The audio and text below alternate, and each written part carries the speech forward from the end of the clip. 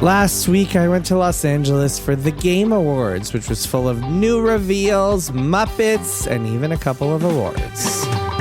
Welcome to Triple Click, where we bring the games to you. This week, we are talking about last week's Keeley extravaganza. We'll get into it all, from Clair Obscur sweeping to Fate of the Old Republic. I'm Jason Schreier. I'm Kirk Hamilton. And I'm Maddy Myers. Hello. Hi. Hey, hello. Hello, my friends. Welcome How's it home, going? Jason. Can I tell you guys a funny story? Yes, Always. always. So I was in Los Angeles last week. Very fun trip. We'll talk about that a little bit more throughout this episode. But I went out to lunch with friend of the show, Nick Weiger of the Get Played podcast and Doughboys podcast. And we went to this place and we're sitting down, and the waitress comes over and she takes our drink orders and she's talking to Nick about like matcha tea or whatever. And then afterwards, she's like, "Did you guys see the sky yesterday?" And we were like, "No." And she's like, "It was so cloudy, but there were these little particles inside of the clouds, inside of the fog. Like it wasn't like, it didn't seem like normal weather." And we were like, "Oh, okay. What does that mean?" And she starts going, "Well, we already know it's established that the government poisons our food. So in this case, I think that the government was trying to pollute the skies too." And we started asking ourselves, like, what do you think it was? And she's like, I think it could be chemtrails. And she's just going on and on for 5 minutes. And then she's like, my God. "So how spicy do you like your ramen?" It was quite a lunch.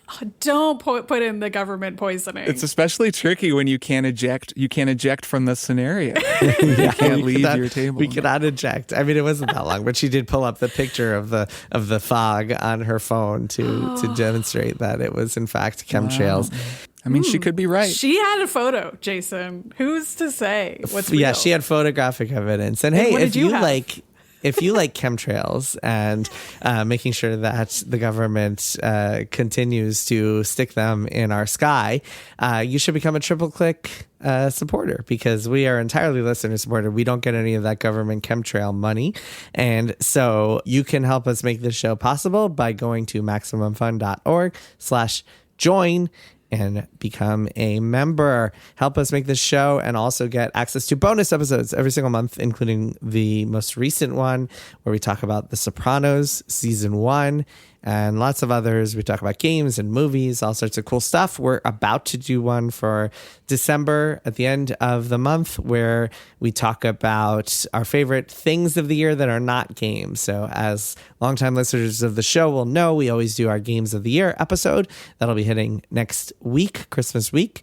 And then we will do our Other Things of the Year episode where we talk about our favorite movies and TV shows and books and whatnot. So stay tuned for that if you're a Max Fun member. All right. So before we get into this week's episode, the meat of this week's episode, we do have to go over our predictions results for the Game Awards. Yay. So a couple weeks ago, we all made predictions about who would win each category of the Video Game Awards show, and I have the results in front of me. Okay. With 10 correct picks is Kirk Hamilton. With 11 correct picks is Jason Schreier. With 13 correct picks is Maddy Myers. By my count, Maddy is the winner. So, Maddy, that means you get the tiebreaker if our standard yearly predictions bet, which we'll go over the results of in early January. If there's a tie between you and someone else, then you'll win it.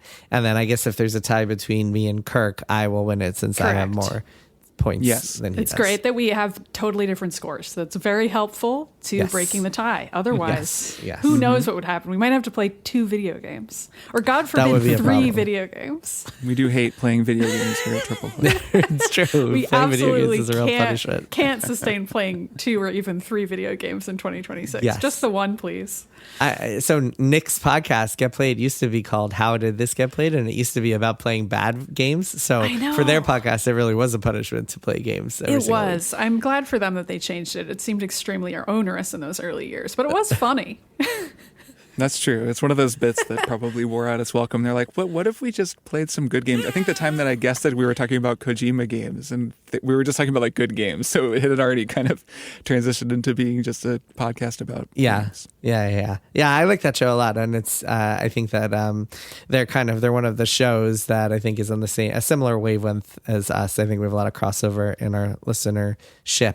All right, on with the show. So this week, as we head towards the holiday lull, and before we do our games of the year, we're going to talk a little bit about the Game Awards and what happened there and some of the trends we're seeing. I can tell you guys a little bit about what it was like being there, not at the award show itself, but at least in the neighboring bars and restaurants.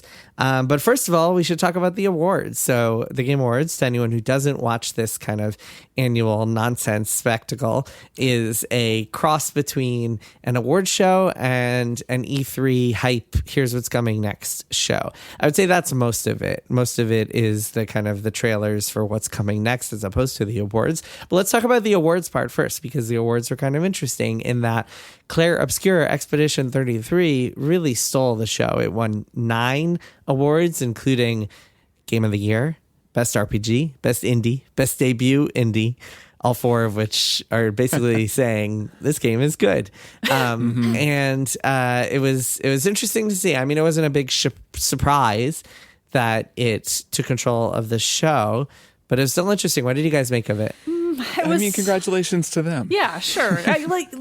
Okay, sure. I do think that it was interesting to see the backlash happen almost immediately after this.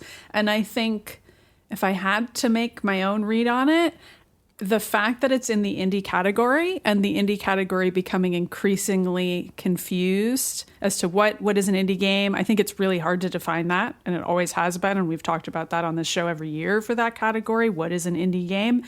But seeing a game that has a really large team, I think people just don't associate that with the word indie, even if you're technically an independent studio, according to some definitions of that word. So I think that it winning in that category in particular is what set off a lot of people being like, this feels like too many awards. Like, sure, it's fine if it wins some of them, but it's taking away from some of these other games, like, you know, the Hollow Knights of the world, if you will.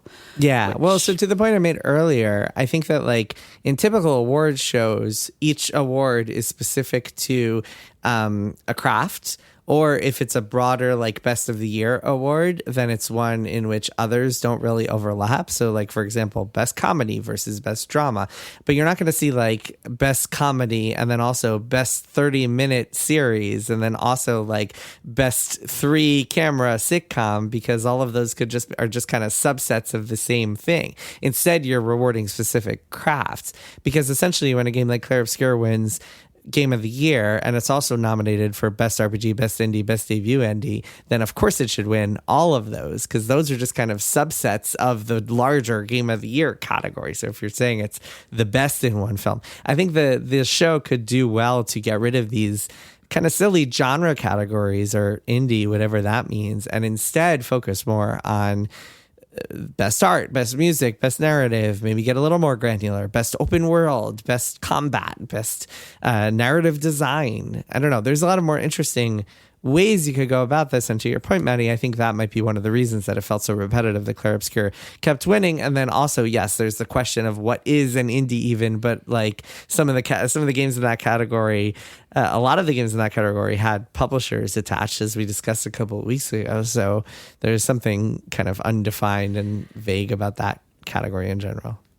Yeah, I think that specific feeling of upset about the fact that Clair Obscur is stealing, you know, something like stealing the limelight from games that are smaller and could deserve, you know, could use that win in the indie category. It kind of underlines one thing that the indie category is trying to do, which is, you know, don't just make this award show about the biggest, most expensive games and celebrate smaller games and kind of have a more diverse slate of nominees, which is a good goal.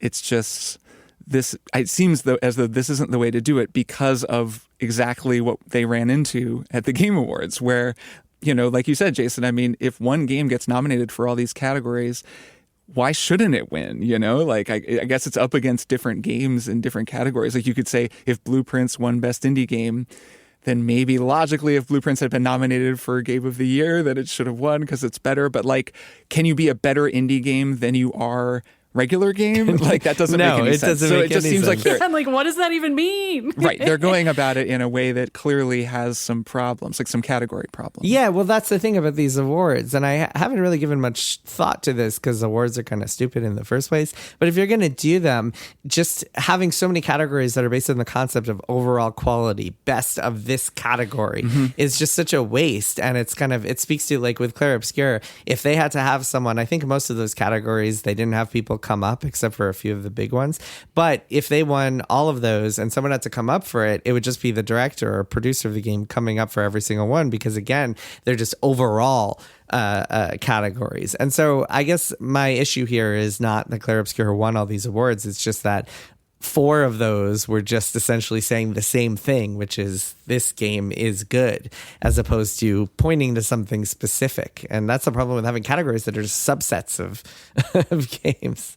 Yeah, thinking through the categories, I think that best multiplayer is a good one. Like that is one that I think can stand on its own, where if a game is the best at being, you know, a multiplayer game, that is just such a different kind of game that I can see like if there was just Game of the Year and that's the one overall quality award.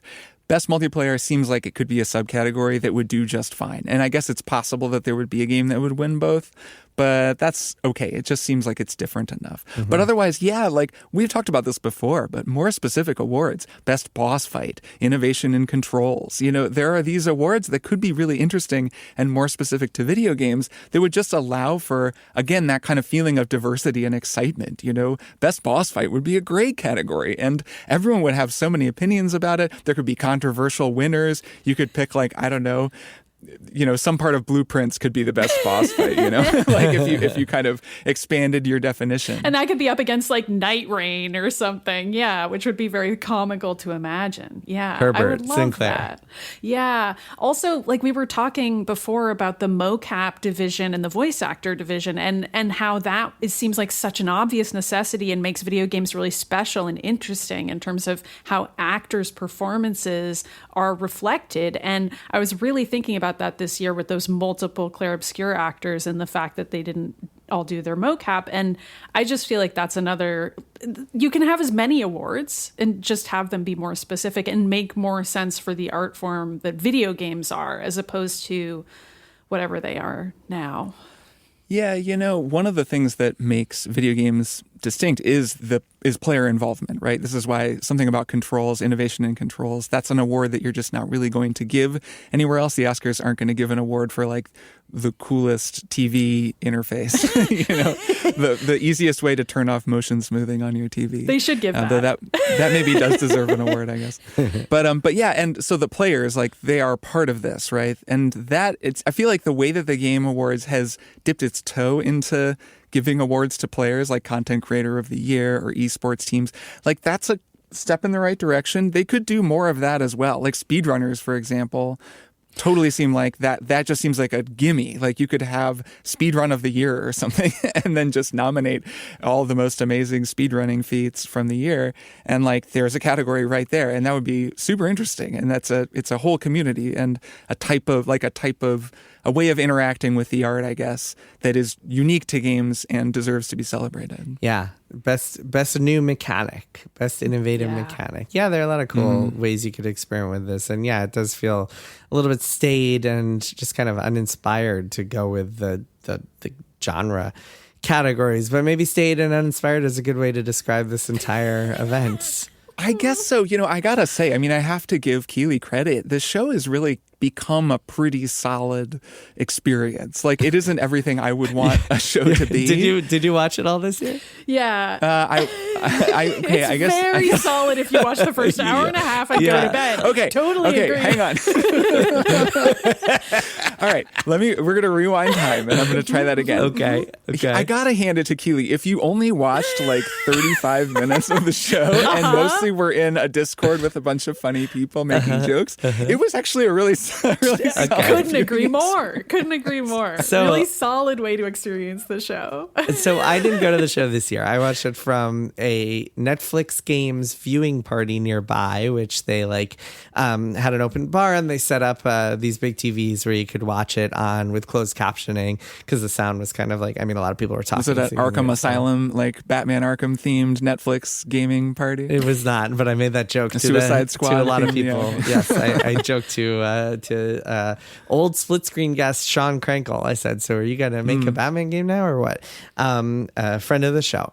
So I was watching from there, and even there, not being in there and being able to talk to people, I was next to our pals Russ Freshtick and Steven Sotillo. We were all watching together. I was just talking to them, talked to a bunch of other people.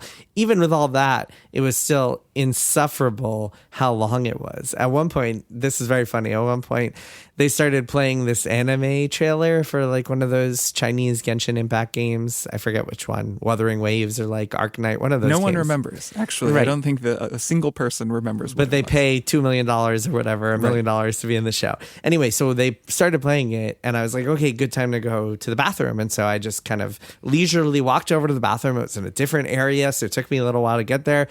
Did my thing, came back, and when I got there, it was still playing when I got back. It was just no, I disagree, Kirk, that it is a solid show. In fact, I would say it is an excruciating show. It's gotten better. There's I would agree with that. fewer celebrities just kind of rambling about nonsense. But it's still just kind of so long, so unnecessarily long, so excruciatingly long that it's hard to say it's a solid viewing experience. Yeah, I mean, that's fair. I revised myself in real time already. But yeah, of course, I can't even say, I really can't even make a judgment of the show because my experience of it was so limited. Very limited. And it's not like award shows are ever that great to watch. If you ever try to watch the entirety of the Oscars, it's also pretty tough. It is. So let's talk about the part that people actually watch for, the reason that it becomes this big event every single year, the big announcements. So the biggest one, and this was the statue that I mentioned to you guys the other day that I told you you would like, that would be one that we were all pretty excited about, is the next game from Larian, Divinity, makers of Baldur's Gate 3. This is their next big RPG. It's going back to the franchise they worked on before Baldur's Gate 3, the Divinity franchise, and it's another turn-based RPG. I spoke to Sven Vinke, the CEO of Larian, shortly before the show, and he wasn't talking much about the game, but we talked about a whole bunch of other things. We'll link my article in the show notes. Part of it is already causing a kerfuffle as we speak about generative AI, but I don't want to get into that because this game is interesting for a lot of different reasons. What did you guys make of it? Gruesome trailer, huh? Yeah, I was going to say, can we talk about how that trailer was one of the most gory trailers I've seen in a long time? And we've watched a lot of Diablo trailers over the years, and usually I think Diablo trailers take the cake when it comes to flaying human flesh. Well, we down must to the not bone. forget the Wolverine trailer. Oh, that was God, pretty. yeah. That was pretty gruesome. intense. Maddie, That's can I true. tell you a funny story? So that same day at the Game Awards, I had spoke to Sven, and he showed me the trailer at 11 a.m. or something. And then my next appointment was to go talk to Blizzard. I talked to the president of Blizzard and the director of Diablo, and they showed me their trailer. And after they showed me their trailer, I was like, guys, I don't need lunch. No, I was like, guys, you might be surprised to find that there's an even more grisly trailer coming in the show than this. Someone Diablo is coming for your crown, trailer. Diablo, and it is surprisingly Larian. I would not have necessarily expected that, but yeah, it is a trailer that depicts a man being burned alive, among other kind of gross cutaways. And boy, did they show it! Boy, did they get into it! Just real visceral. The skin visceral, as they pops. say. Yeah. Yeah, they don't mess around. I mean, Larian's games have always had quite a bit of blood and guts in them, despite having also sort of a Mormon touchy-feely reputation since their writing and their characters are so great. They do have a very, there's a lot of bloody abattoirs and giant piles of guts in Baldur's Gate 3 and in the earlier true, Divinity yeah. games, or at least in the ones that I've played. Divinity Original Sin and Original Sin 2. So this is a turn-based game, which is cool. There have been some Divinity games that were not, and it's good to know that they're sticking in that realm, just because I think I mean, it worked for them, and it would be a little worrying to see them sort of changing course. No, we're going to make an action RPG now. Like, oh, wait a minute, you just sold 20 million copies of a turn-based D&D role-playing game. Like, come on. But I'm excited that they're going back to something that they know, to a world that they built, that they own. And that, something Sven said to you, Jason, in your Bloomberg interview, which I guess we'll link in the show notes, is that they are excited about working with a tool set, like with a series of rules that were built for a video game, as opposed to a series of rules that were built for a tabletop game, which is certainly something that Baldur's Gate 3, for all its strengths, struggled with. I liked it. I actually liked it as a D&D trainer. Like, I also play D&D, and it kind of helped me with my D&D playing because it's so easy to experiment and to try out items in a way that in your actual tabletop campaigns, like, you don't actually get to play every character and, really quickly equip magic items and then destroy them and try new ones. Like, it is a really cool D&D tutorial, but it's very complicated, and I think that was very alienating for a lot of people. So the idea of them making, taking what's great about their turn-based combat design and taking it back to Divinity is really exciting. Yeah, agreed. The thing that got me excited about what Sven was saying when I spoke to him is this idea that they want to push narrative branching and player agency even further. Like, one of the highlights of Baldur's Gate 3 that the three of us talked about quite a lot when it came out was how you could not only would you make all these permanent lasting decisions that had a real consequence on what would happen next, those consequences could also have ripple effects that would just you would see them 20 hours later when a character appeared in some way, came back to haunt you, or maybe came back and helped you out because you helped them out earlier in the game. And the way that all just kind of impacted one another, those branches. And it sounds like they want to push that even further. For this game, Sven told me the thing that he's most excited about, that he thinks, quote, RPG that has never been done in RPGs before, is some of that stuff, and was telling me that he wants it. So every journalist is talking about this game, and everybody has a completely different experience when they're talking about it, totally different story. I think that stuff is pretty cool. The two things are really connected to the turn-based part and that incredibly systemic interactive part. It really is something I've come to appreciate thinking about Baldur's Gate 3 and just about their games, reading your article and thinking about it as they announce a new one. Like, the fact that the world can pause and that you can really get into the nitty-gritty of what everyone is going to do at a given moment in time, it allows for all that super granular, just all that detail where each item in everyone's pockets is itemized, and you can pickpocket one thing and put another thing in their pocket.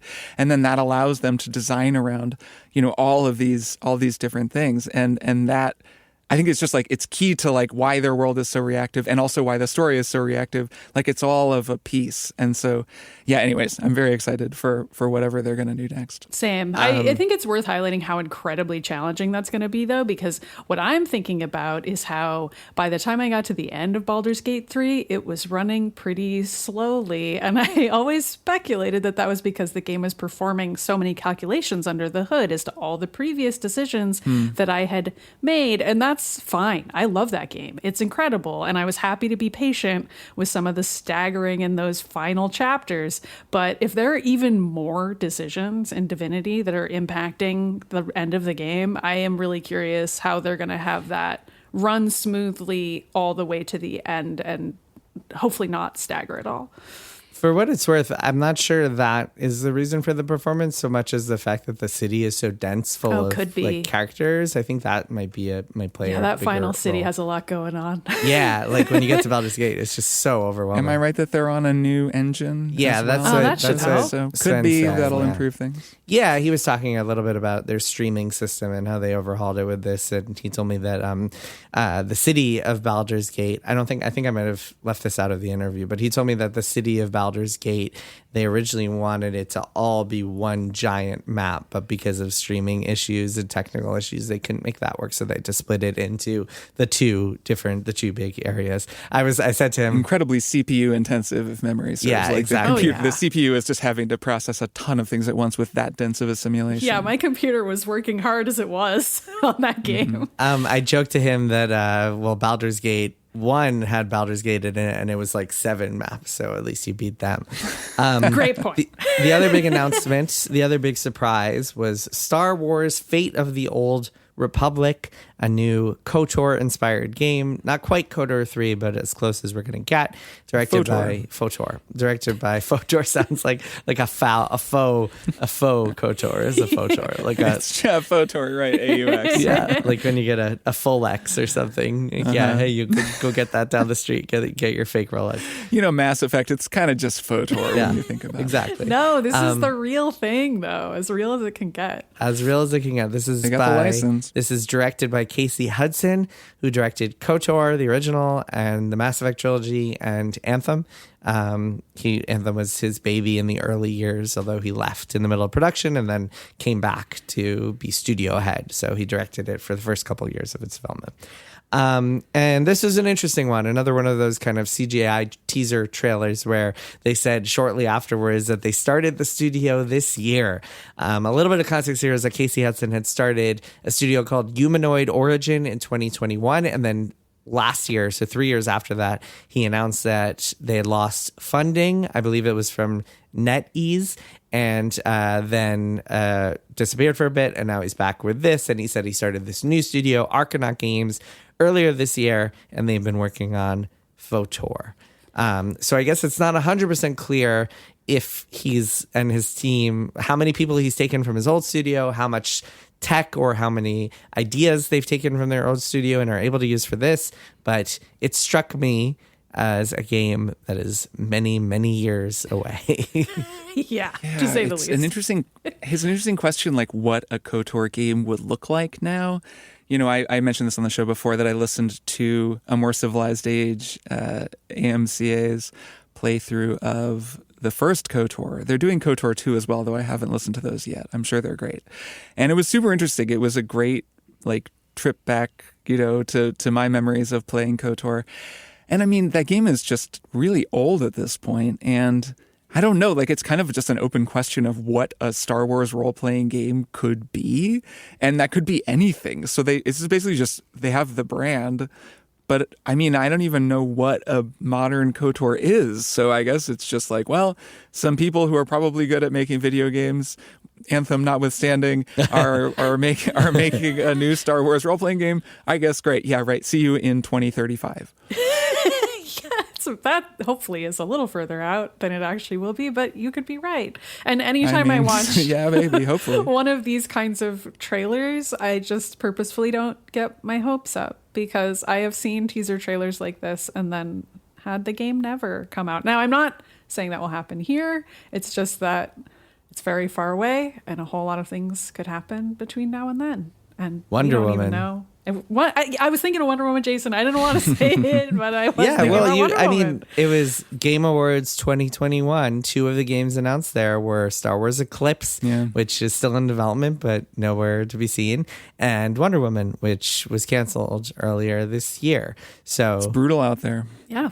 Yeah, but it's also this trend of just we're going to announce this thing through a teaser trailer, even though it's many years away, because we need to recruit people. And that's the reason to do this in this case, because the people behind this game are hoping that by saying it's a KOTOR successor, KOTOR 3 in all but name, they will get a lot of excited, talented people to come and apply to join their studio. So that's the main reason that anybody does this. Mm-hmm. Which makes sense, and I'm sure it's very effective. It was a cool, splashy CGI trailer, and I hope it works and that they maintain their funding the whole time.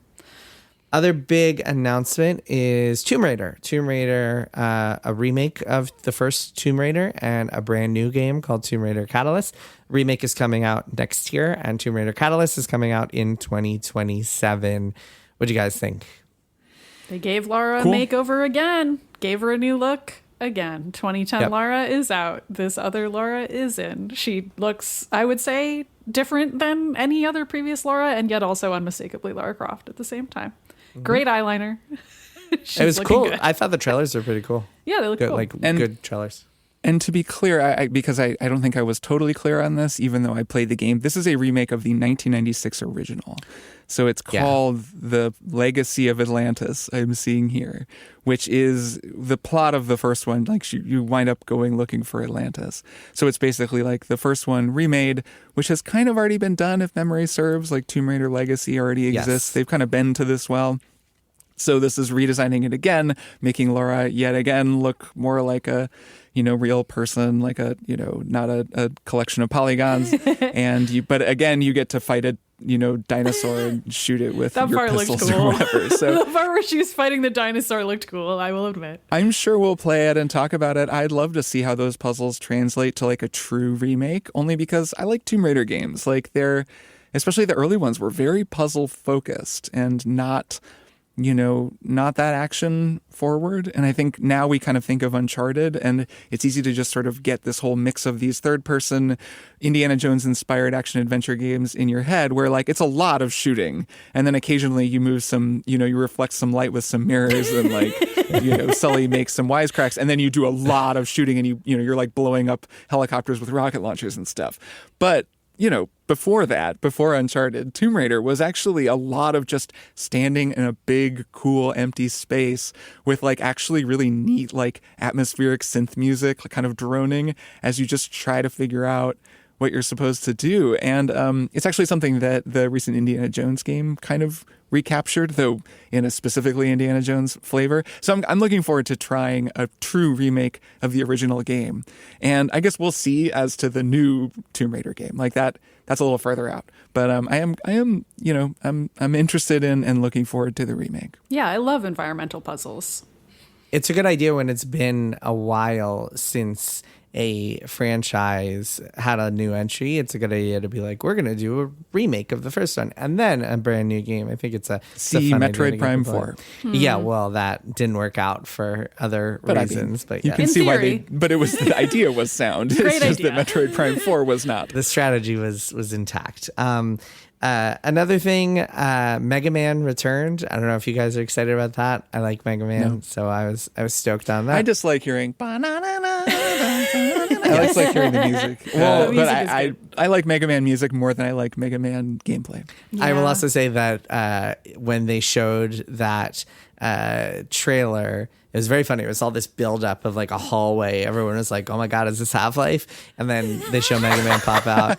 And then they show gameplay footage from like a 2-day Mega Man game, and we were all like, "Oh, cool!" And then they show 2027, and everybody around me just cracked up at that because it was What just are so we doing like, here? just seems so impossibly far away.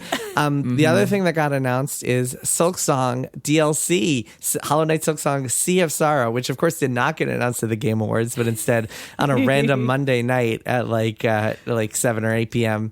Eastern time, which is hilarious. Team Cherry was just like, nope, sorry, we don't care about the Game Awards. We're just going to do our own thing, as always. In fact, when I spoke to them a few weeks ago.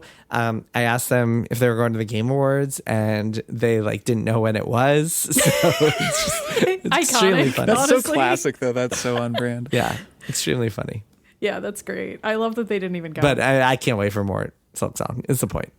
yeah. Yeah, no, I'm excited as well. I'm sure it will be very easy. Sea of Sorrow Yeah. seems like probably pretty easy based on that name. I think we'll just kind of blow right through it. There won't really be any. It's going to Yeah. be any like challenges. Sorrow Who. Like, I'm not even sad about this, except how easy it is, and No. I'm No, disappointed by Kirk, that. Kirk, you had a Exactly. good joke on text. You should share it. Oh, I said basically, well, I think that the sorrow is actually that it's too easy, and so you finished it too fast, Got and you're it. all out of new stuff. So you're feeling very sorrowful because it was so easy. Love I think it. that's probably what they mean. Yeah.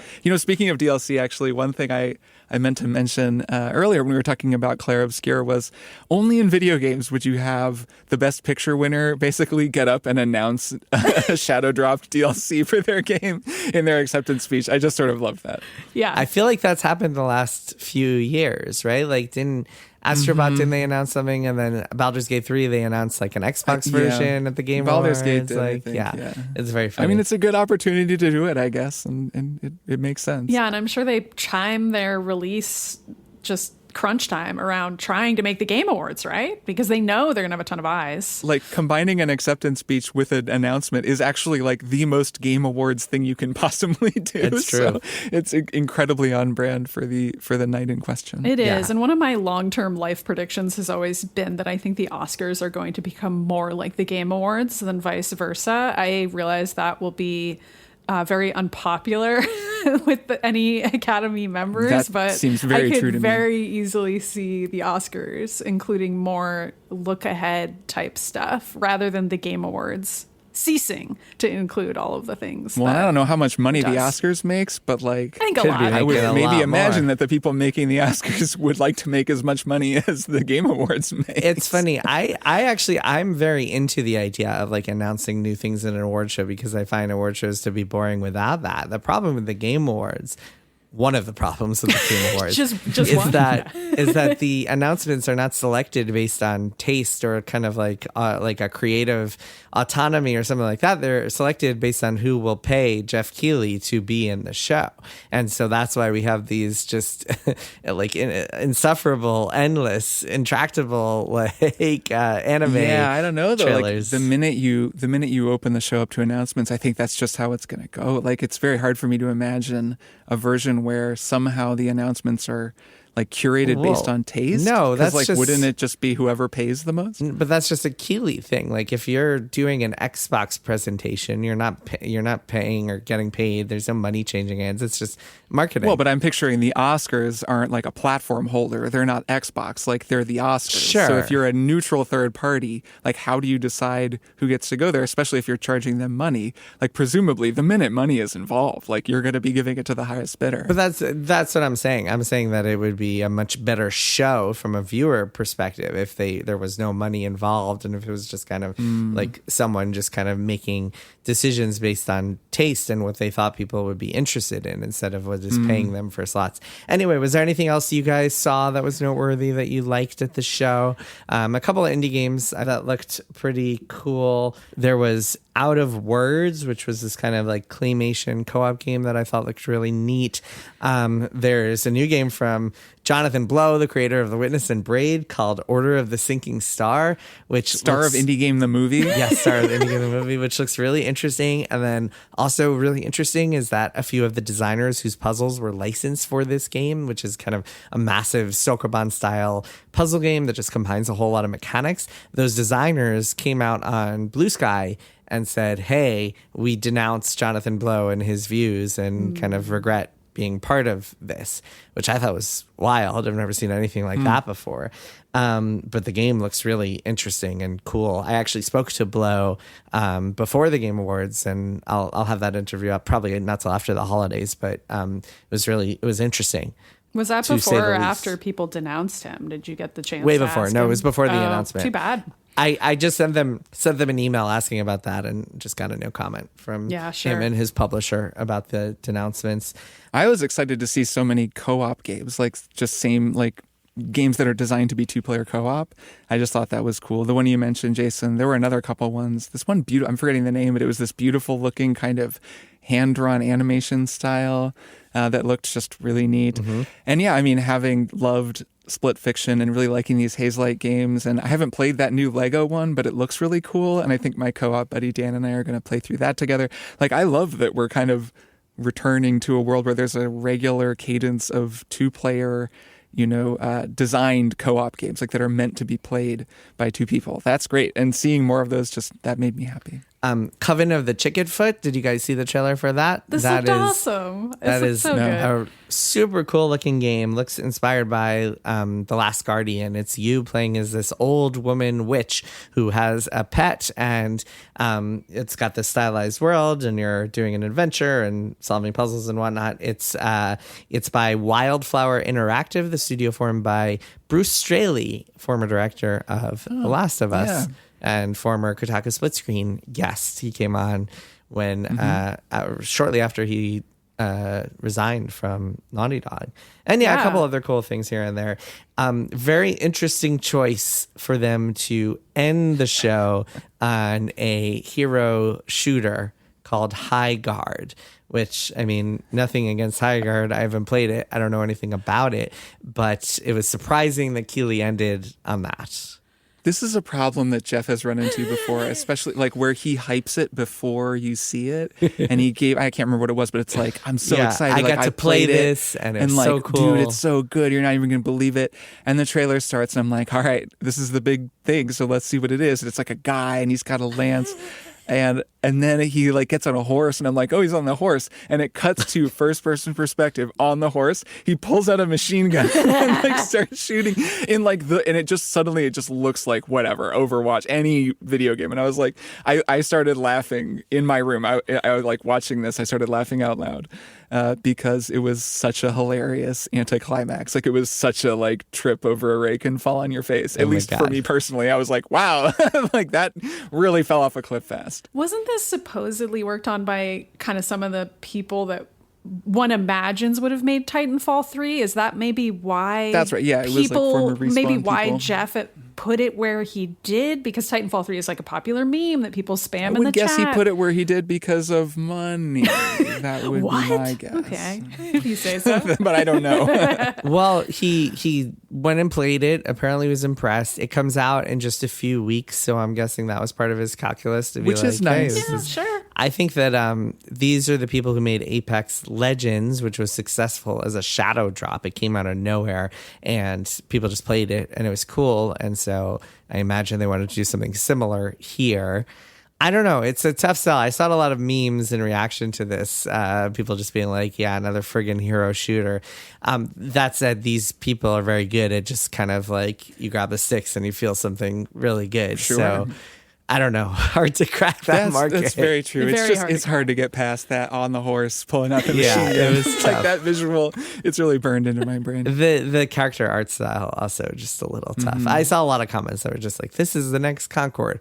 I will try to reserve judgment until it's out. For sure. Yeah. So, man, there's a lot more to talk about. Any final thoughts on the Game Awards? Because we could also hit the Netflix Warner news real quick.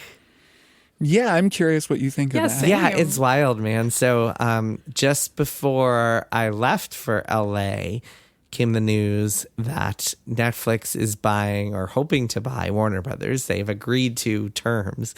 There's going to be a lot more drama that comes in the weeks and months and years ahead because Paramount is trying to sweep in. I don't know if it's a hostile takeover or outbidding them or what. It's just going to get complicated and lawyers will be called. Lawyers will make a lot of money off of this one.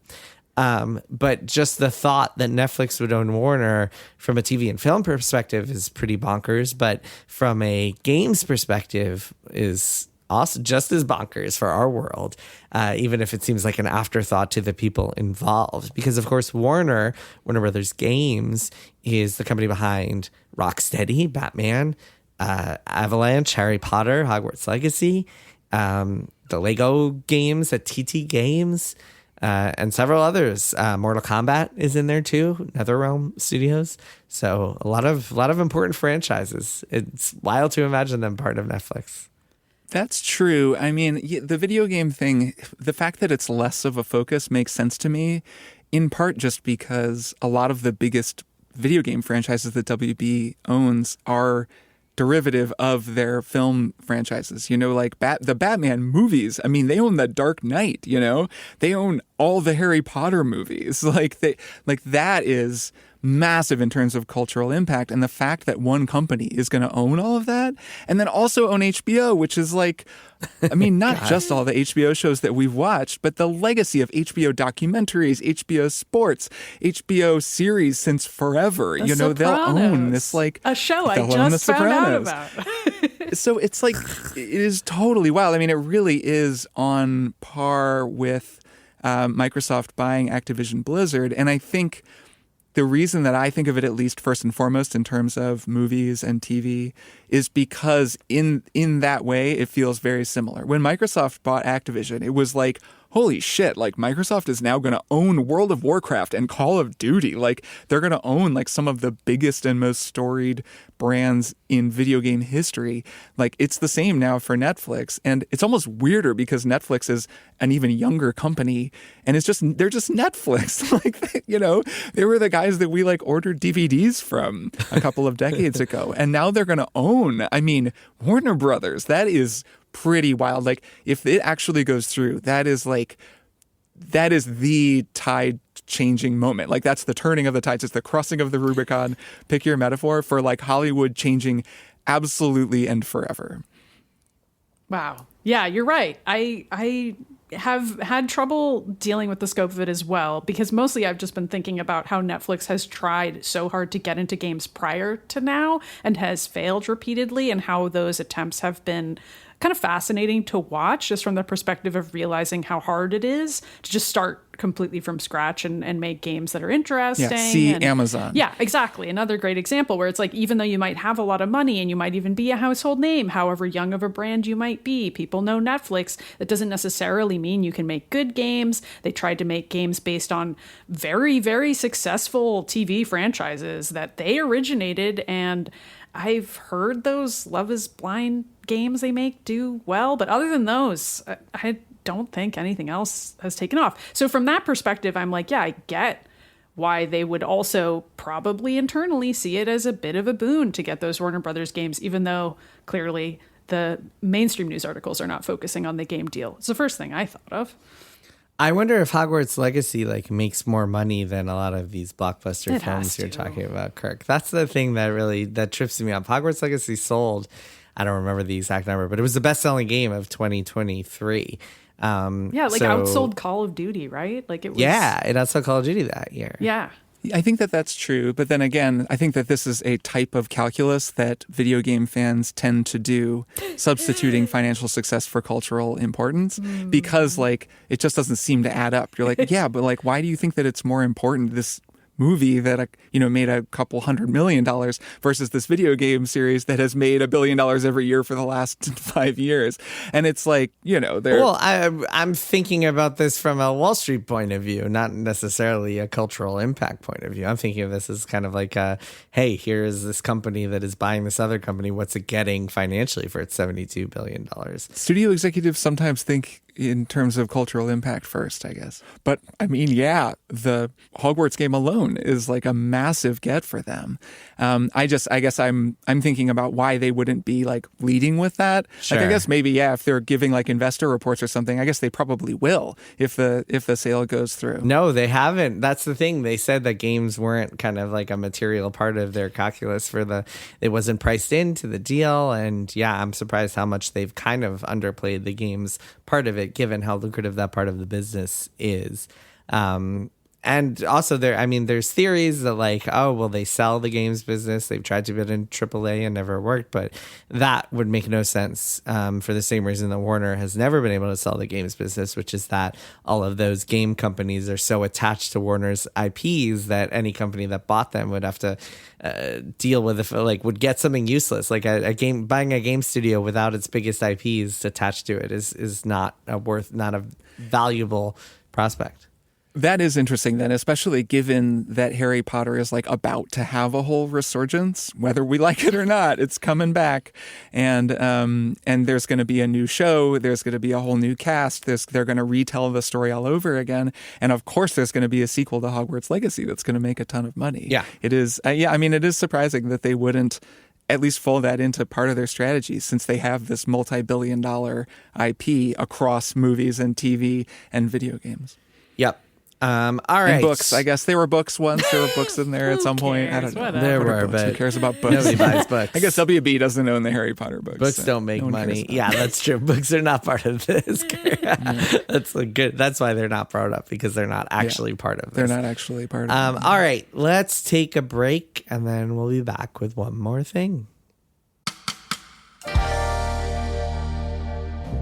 Greetings, I am John Hodgman, co-host and co-creator of the Judge John Hodgman podcast, along with Jesse Thorne here on the Maximum Fun Network. And I am here with Max Fun Member of the Month, Keith, who's been a Maximum Fun member since when, Keith?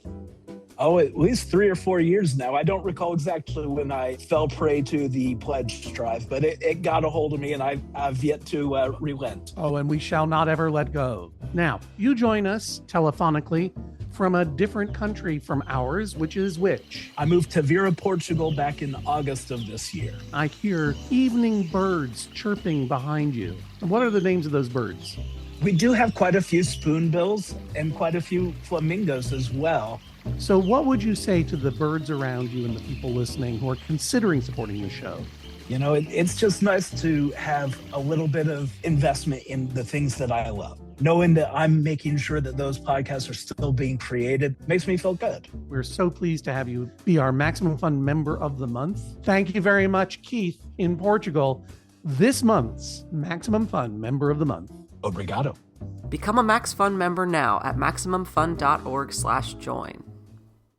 I'm Emily Fleming. I'm Jordan Morris. And I'm Matt Lieb. We are real comedy writers. Real friends. And real cheapskates. On every episode of our podcast, Free with Ads, we ask, why pay for expensive streaming services when you can get free movies from apps with weird names? Each week, we review the freest movies the internet has to offer. Classics like Pride and Prejudice. Cult classics like Point Break. And holy what did I just watch? Classics like Teen Witch. Tune in every week as we take a deep dive into the internet's bargain bin. Every Tuesday on MaximumFun.org or your favorite pod place.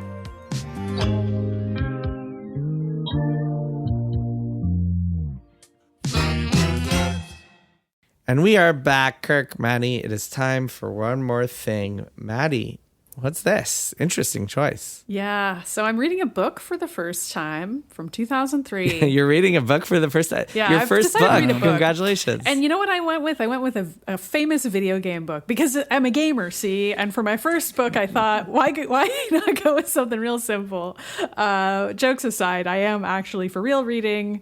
Almost done reading a book called Masters of Doom by David Kushner. This is a nonfiction book that details the creation of id Software and also the life stories of John Romero and John Carmack.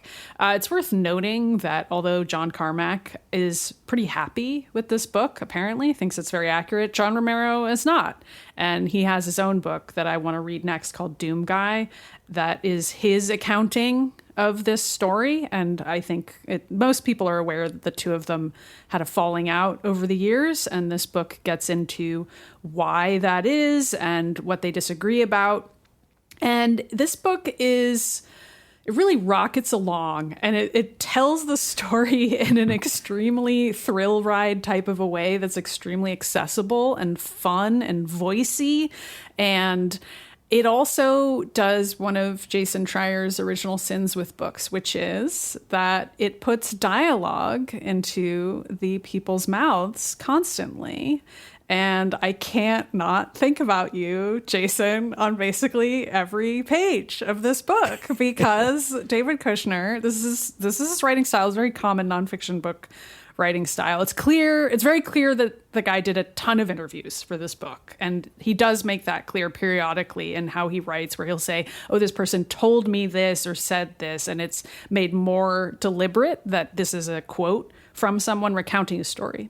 But 80% of the time, he is not writing in that voice and is instead presenting a scene where it's like, John Romero clutched his stomach, he was laughing so hard, and then picked up his ham sandwich and took one bite of it before replying, yes, let's do it. And you're like, wait, did John tell him all of those details? Like, how did he know all of this? And how much of this is some creative license? And I suppose and we won't... who remembers well, exactly. I mean, who could possibly remember all of these minute details? So I am thinking about that a lot while reading it. I will say that including that type of writing does make the book extremely entertaining. So I understand why he does it, because it's painting a picture in your mind. Like, you can see the offices, you can picture the characters of the book, and they're really lively characters, and that makes it fun, and it's why the book is super famous, lo these many years later. So I still recommend it. I think it's interesting. I think I'll probably report back after I read Doom Guy, because I'm really curious about what John Romero's personal perspective is on this notable time. So yeah, for now, I only have part of the story, but that's Masters of Doom. Famous book, famous for a reason. Really fun to read. Cool. Nice. Awesome. Kirk, what's your one more thing? My one more thing is school announcements, because this is just something that I've been thinking about lately. When the two of you were in school, did they have a morning announcement that they did in the morning? They did. Like they would come on the PA? And I was the anchor of it in middle school and read a lot of Really? announcements. Yes, that's right. Oh, nice. Was it like a video show? Yes, like it was a news video show. It was a video show. Oh, man. Did you sit behind a desk sure and did. everything? Maddy, that was your training for becoming a professional podcaster. That's right. That's why I'm so good at it. That's true. It's really, it's training the media professionals of tomorrow is doing the school announcements. I've been thinking about my nieces and where they go to school and just how much has changed with the way that school announcements work, and also thinking back on the announcement that they made at my school. I went to a kind of interesting high school, and every morning they would make kind of the same announcement. You really got sick of it after a while. It went like this. Up and at 'em, troops. Time to rise and shine. Today is your 4th day of active service here at Last Defense Academy. Prepare to spend another day enduring the unendurable and suffering the insufferable to pave the way for humanity's greatness. Be ready to give your lives to protect our beloved school from the vile and barbaric enemy. This is kind of a weird school. So the way this school worked was we actually woke up there. We didn't know how we got there. And then we were told that we had to stab ourselves in the heart and use the power of our blood to transform into superheroes and fight off invaders every so often. It was kind of a crazy experience. And incidentally, also, I have spent the last month or so mainlining the video game, The 100-Line Last Defense Academy.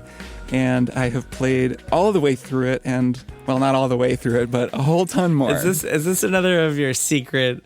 This is another of your secret. And I wanted to surprise Jason with it. This is good, actually. For a long time.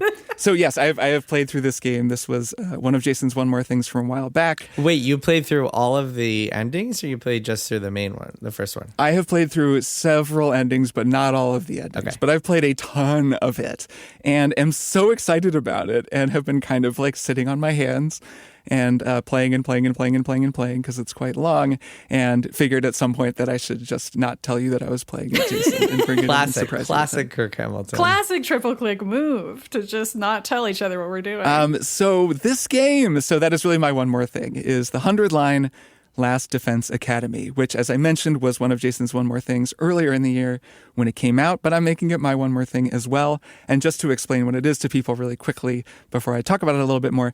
So this game is like kind of a super group kind of a situation. It has 2 directors, Kazutaka Kodaka and Kotaro Uchikoshi. Kodaka is the writer and director of the Danganronpa series, and Uchikoshi is the Zero Escape, 999, and also like AI, the Somnium Files. He's the director of those games. And going into this, I was kind of expecting a Danganronpa type game because those are the ones that I'm more familiar with. And all 3 of us love Danganronpa. These games, for anyone who hasn't played them, they're visual novels with a bit of like courtroom gameplay where you have to do these kind of trials where you're like proving who's lying. And they're essentially a series of murder mysteries set in a high school where a group of very colorful characters, kind of anime styled characters, are all put in a killing game together. So they're trapped in the school. And if you kill someone and get away with it, like it's a whole like kind of murder mystery / post-apocalyptic like surprise at every turn sort of story. So I was expecting something like that partly because the 100-Line begins that way. It really feels like this is a Kodaka joint through and through. Like it's got his style of characters, his kind of like acerbic writing and pop culture references. The music is very similar. I think it's the same composer, so it's like the same kind of freaky music vibe.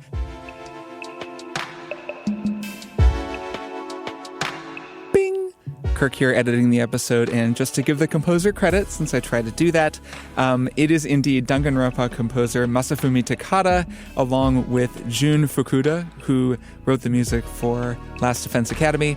There's a lot of really cool, like kind of chill wave stuff like this. There's also a pretty killing battle anthem. Actually, a lot of the fight music, the battle music is pretty amazing as well. So yeah, a killer soundtrack. Any visual novel needs a good soundtrack. This one definitely has one. Bing! It's kind of ugly and scary and creepy and weird and off-putting in the way that Danganronpa is. And then you keep playing it and you realize Uchikoshi's influence and see what an amazing pairing these 2 game directors are. Because in addition to being a cool visual novel about teens with a lot of blood, it's also this amazing branching narrative, like choose your own adventure, multiversal time travel story in the way that a lot of Uchikoshi's games, especially his later games, really lean into. And holy shit, I mean, that's where this game goes from being a cool visual novel to like something like I've never seen before. And it's so exciting. Oh my God, Jason. So after the show, I'm going to be like DMing you a million hours about this game because I'm so excited about it. And there are so many spoilers that I don't want to just drop spoilers on. Yeah, don't spoil me because I would also like to play it. And, don't spoil the listeners, I guess. I think, I won't spoil listeners. And also you, Maddy, I won't spoil you. You definitely should play this game. I want to. The thing is, and Jason said this in his One More Thing, the challenge is it's a big buy-in. Mm-hmm. Like it's like a Brandon Sanderson novel or something. Like you've got to really kind of roll with it because you're going to play like 20, 30, maybe it was like almost 30 hours, I think, of just visual novel through this game before you even get to where the game actually begins. Well, not just visual novel. There's also like a whole strategy. Yeah, I'll talk about that in a second. And that is actually a really important part of why I like it so much. But it's a linear story though. And like the thing that makes it brilliant, like the thing that makes it really exciting doesn't happen for 30 hours. And then you start to be able to make choices. Right. It sounds crazy. But the thing is, it makes sense. You have to I'm sure it does. It's hilarious. It has to go that way. So, and like I'll say on that, I guess, and then talk about the actual gameplay part as well. Because there's also like a tactics strategy game that's quite good. But in terms of the like branching narrative, you have to play through a story that long because that's what makes it feel so exciting that you get to start changing it. The narrative, like the way this narrative is set up is like you play through it one time, and I would say that it is fairly clear as you're playing through the story that there are branches you're not seeing. Like even if you didn't know there was eventually going to be some sort of branching option, you would just see like a character really unceremoniously die or vanish or something really mysterious happen that just feels like kind of abrupt and then dropped. And you'd think like, really, that's it? Like, surely I'm going to have a chance to see this again or like have this character in my party again. They have a whole move set and they like died immediately. Like, what the hell? So it's kind of clear from the beginning that like that kind of thing is going to come into play. But then once you make it to a certain point, you're given the opportunity to go back and start replaying stuff. And it's in lore. So it's like in the story. So at that point, you've played so much. You're so familiar with the story and the characters and the world. You have so much that you still want to know that it really feels like you're actually getting to go back to the beginning of something that you experienced and try it again and like make different choices and see what happens. And it's so exciting. Like it's so endlessly interesting. And that's especially because a new mechanic opens up. Like you can just rewind, undo a decision. If you start doing one and some of them just like lead to a bad ending like pretty quickly. And you can just go back to the last junction point and like try again. And are there 100 endings, Jason? Is that right? Yeah. There's like like technically 100. the title says. So some of them are like jokes. I think some of them like aren't really major, but there are some really major storylines too. And the more I play through this part of the game, I'm just seeing something I've never seen before. It's the feeling of a true multiversal story. We've talked about multiverses before on Triple Click and the challenges that they present to storytelling and how like a big problem with all these Marvel multiverse stories, for example, is like nothing matters because like who cares if this character died in this world? They're just going to come right back and the same actor will play them and we'll kind of pretend they never died. And then we also talked about, a movie like Everything Everywhere All at Once, a movie that I really liked, which was a multiversal story that like made the multiverse the point and kind of built its story around the idea that there are infinite copies of everyone and then told a really interesting story as a result. And like, that's the kind of multiversal storytelling that video games actually very rarely explore, unless you count the fact that like reloading a save technically is like some sort of a multiverse, like outside of the fiction of the game. But I don't really think of it that way. Anyways, this really feels like that. You get to see these characters reacting in all these different configurations to all these different scenarios. You watch them like grow and then they don't remember things that you do remember, your protagonist does remember. And it's like constantly branching in all these different directions. It's so freaking cool. Like even now, and I have God knows how many hours left. I feel like I've gotten to know these characters in a way that I never really have in another narrative video game, just because no other video game narrative that I can think of has done something like this, where like the branches, there are 100 branches built into this, this like spiraling structure. It's incredibly cool. Like, I can't say enough about how cool it is. Yeah, I mean, I just want to give the caveat here that this game is too much. Like, there's so many routes and so many of them are so repetitive that it gets to be a little bit grueling. That said, it's still one of my 10 favorite games of the year. It's going to be on my game of the year list. But it's same.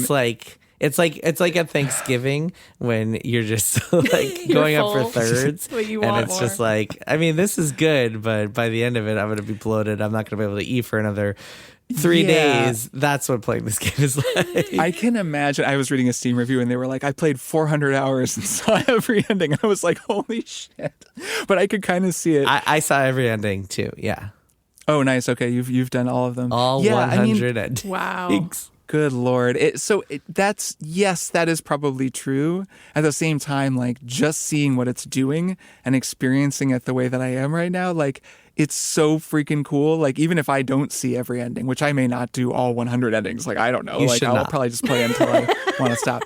But like, or I might go read and like look up what are some cool ones that are worth seeing. I will tell you. Nice. Okay, that would be even more fun. Yes. But like, just experiencing it the way that I'm experiencing, like seeing in the way that they're telling the story is so flippin' cool. And then the last thing to mention, I know I've gone on a long time, but whatever, it's kind of a special one more thing.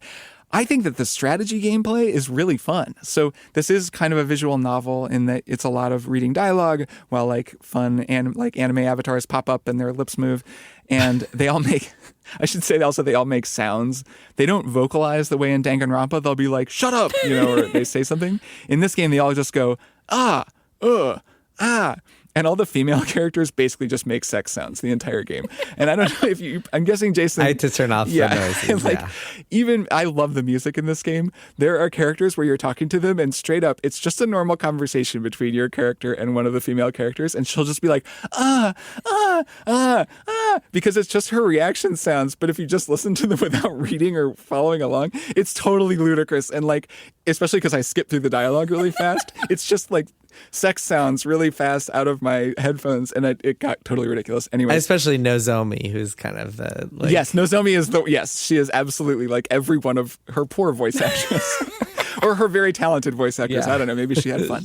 Anyways, the gameplay is in between these sections, you'll get attacked and you have to defend the school from these attackers. And it's this like turn-based, isometric view strategy game with like a really fun and diverse crew of fighters. Each one is kind of scripted ahead of time, so you don't like pick your team. It's just like whatever the situation calls for. A lot of them, it's like every single character. So it'll be, I don't know, like 16 fighters or something, or 12 fighters on the field at once. And they all have really different and complementary abilities. And it's really well thought out and designed. And I just have a great time with that part of the game. And that's pushed this way above Danganronpa for me, just because while the story is really cool and I'm liking it, the gameplay is like fun, where in Danganronpa it was always kind of obligatory. Like, I really enjoy every fight. So like, man, I can't say enough about this game. Like, anyone out there, if you like this kind of game, and if any of this sounds interesting to you, I highly recommend checking it out and like commit yourself to that initial playthrough. It's really fun on its own. It's fun. It's like the music's great, the vibe is great, the writing's fun, it's funny,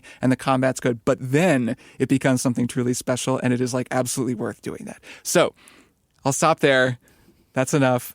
The 100 line, Last Defense Academy. What a game. I'm so glad, Jason, that you endorsed it earlier in this year and that I decided to really stick with it. We will discuss more down the road. Maybe we'll even, Maddy, if you play some, we could even do a spoiler cast next year at some point. That'd be very fun. Pretty fun. Because there's a lot to unpack. And maybe Jason can tell us about the endings that we don't have to play. I totally like could. 5 hours spoiler. It goes in so many different directions. I mean, so one thing you didn't mention, Kirk, that I'll just say real quick is that when you get to that second part of the game, this is a little bit spoilery, sorry, but like it's worth knowing. It almost turns in like different branches almost become different genres of story, and like you wind up going, I won't say what any of them are, but it feels like they just shoved a bunch of different games into this game. Yeah. It's pretty cool. Well, they do a little bit of that even in the main storyline. And you can skip stuff. You can like skip fights you've already done. And like some of the there are some of the busy work. Yep. It's just like, do you want to skip this? And I'm like, yes, please. It's actually been patched to be even more skippable since I played it. Oh, nice. So you're playing a version with more quality of life stuff, which that's is great. nice. Nice. Okay, cool. My one more thing is Pluribus, a show that we somehow still haven't mentioned on the show, despite it being very much up all of our alleys. This is the next show. And us planning a Beans cast. Well, that's the thing. So this is a new show from Vince Gilligan, the creator of Breaking Bad and Better Call Saul, co-creator of Better Call Saul. And this is his next much hyped Apple TV Plus extravaganza. It's set in New Mexico, stars a woman named Carol Circa, played by Ray Seahorn, phenomenal. She is, as the show says, she is the least happy person on earth, and how she must save the world, the most miserable person on earth. She must save the world from happiness. So yeah, I won't really get into this because we are going to do a spoiler cast probably at the end of January, where we talk about the entire show once the first season is aired and we can really unpack it. Other than to say, I guess, two things. One is that I am really loving it, and Ray Seahorn better win an Emmy this time around for all the times she was robbed. Better Call Saul. They're going to deliver their screeners to like the voters' doors with like stick it into the door with like a knife. Yeah, for real. I mean, this feels like this show is such a. I've never seen a show actually that focuses on a single person for so long, and yet. Well, first of all, period, and also is so captivating. I was reminded a little bit of some of Rebecca Ferguson's work on Silo, especially in the second season when she's totally alone. She has episodes where she's completely alone, and they were similarly fun to watch, just an actor figuring out how to communicate. But yeah, I mean, what Ray Seahorn is doing in this show is like unbelievable. The other thing I'll say is that if you thought Better Call Saul could be slow, oh my God, like this might also be one of the slowest burns on television that I've ever seen, and still been captivated the entire time. And it's really cool. I mean, I love it. It's just like sumptuous and so much fun to watch and so engaging. But I don't think it's going to be for everybody because it moves so slowly and it is so willing to just spend 10 minutes on Carol, I don't know, drinking orange juice or like going to the supermarket, and it's that's less mundane and boring than it sounds. And I want my sprouts. Yeah, you gotta get.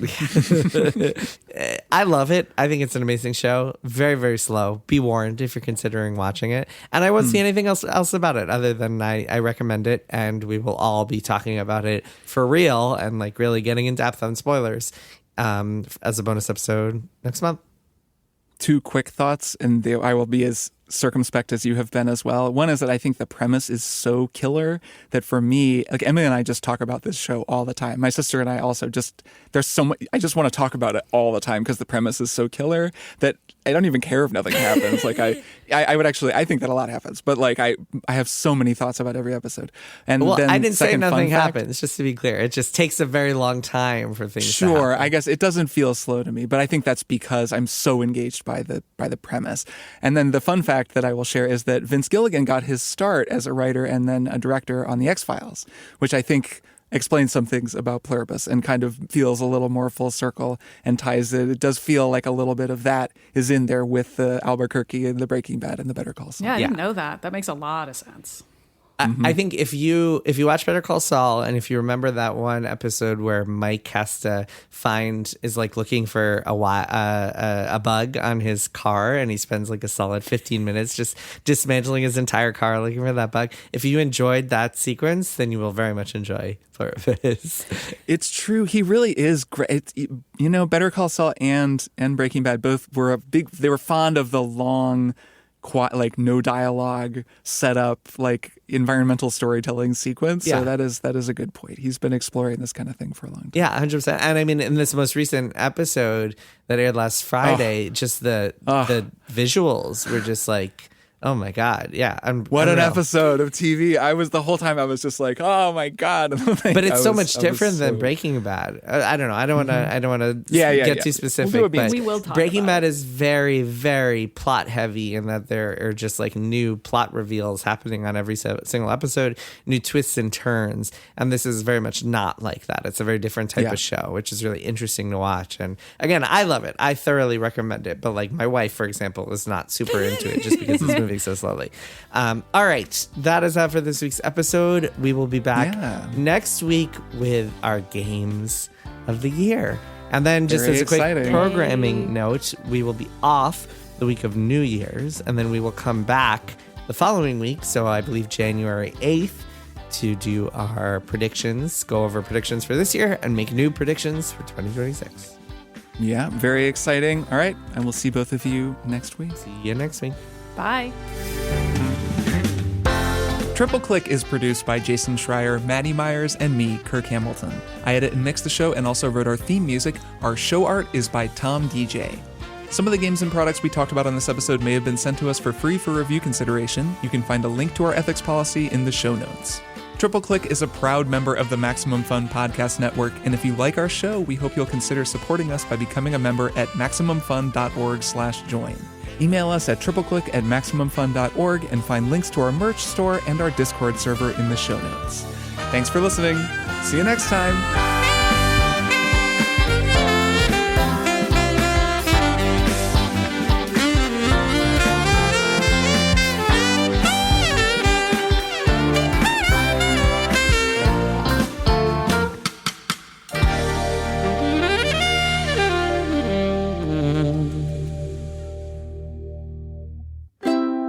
Maximum Fun, A worker-owned network. of artist-owned shows. Supported Directly by you.